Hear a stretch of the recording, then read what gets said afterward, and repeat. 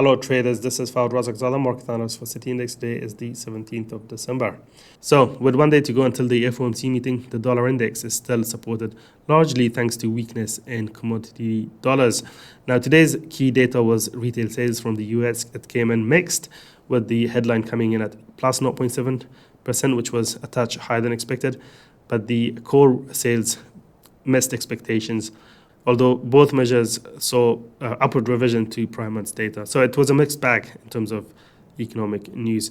Earlier, we had some wages data from the UK coming in stronger than expected, and that helped to push the pound higher across the board, with average earnings coming in at 5.2% versus 4.6% expected. The key focus is the FOMC meeting tomorrow, and a 25 basis point rate cut is a foregone conclusion. It's all about whether the Fed will provide any hints about future rate cuts and how hawkish or otherwise the FOMC is going to be, whether it's the rate decision itself, the press conference by Chairman Jerome Powell, or the dot plots. So there's a lot at stake tomorrow. Then the focus shifts to the Bank of Japan policy meeting, and they are expected to keep interest rates unchanged. Do watch out for a potential surprise, because the Bank of Japan does tend to surprise the markets. So we could potentially see a rate hike, which would be totally unexpected now because of some dovish comments from Bank of Japan officials in the last couple of weeks. The Bank of England, meanwhile, is expected to keep interest rates unchanged, and because of the sticky nature of inflation in the UK, they are going to wait a little bit longer to cut rates further, potentially by February, maybe March of next year. Looking at the charts now, and you can see the dollar index is on the front foot, keeping itself above some technically important levels like 106.72, 73, this level right here, which was previously resistance. It has been tested for the last couple of days, and so far the dollar index is holding above it.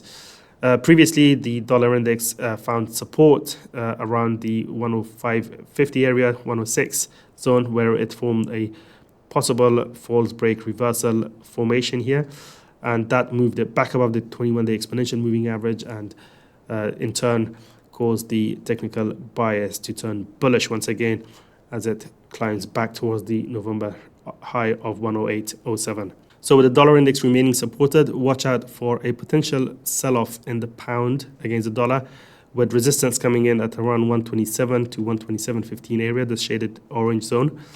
Previously support, now it could turn into resistance.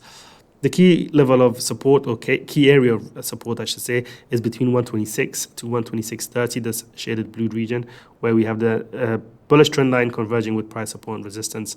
The trend line I'm talking about comes in from the lows of October 2023, with that of the April 2024 low.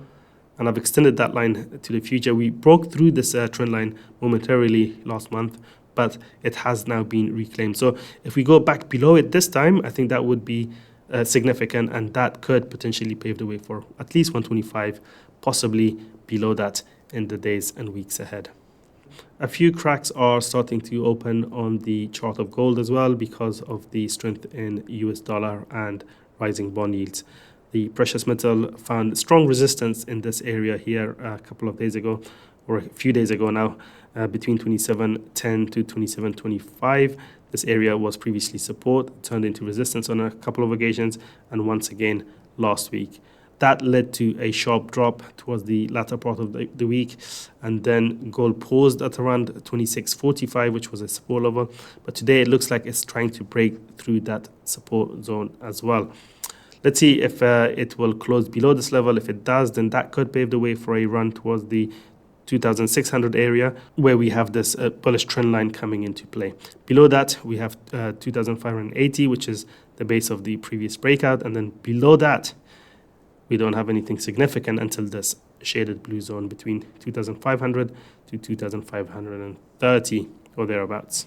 In terms of resistance levels to watch, 2,675 is an important level, but the key area is the one I mentioned earlier over here.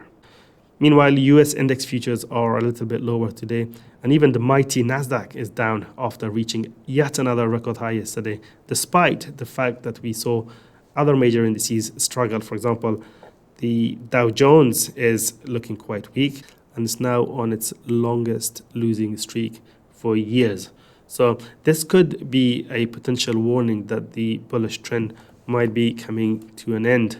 But we need all the major US indices to signal a similar picture, because if you look at the S&P 500, for example, it is been consolidating while the Nasdaq has been rallying to new record highs and the Dow selling off. So it looks like the markets are at least pausing for a breather following what has been a massive year for US equity markets. But now valuation concerns are coming into play, and with the Fed's policy decision priced in, investors are left scratching their heads in terms of finding new stimulus or new reasons to continue buying these small dips. So a potential correction may be on the cards to make the markets more valuable for investors once again.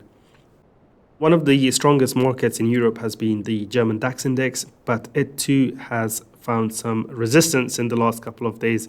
And like the S&P 500, it has been consolidating. But watch out for a possible reversal here at around 20,300 zone, where it has found consistent support throughout this consolidation phase. But if it breaks through that area today, then that could potentially pave the way for at least a short-term dip back towards the 21-day exponential moving average at around 20,000, or even the previous all-time high of 19,685 that was reached in October. That level now is key support, having served as resistance in the past. For more market insights and analysis, make sure to check out the news and analysis section at cityindex.com.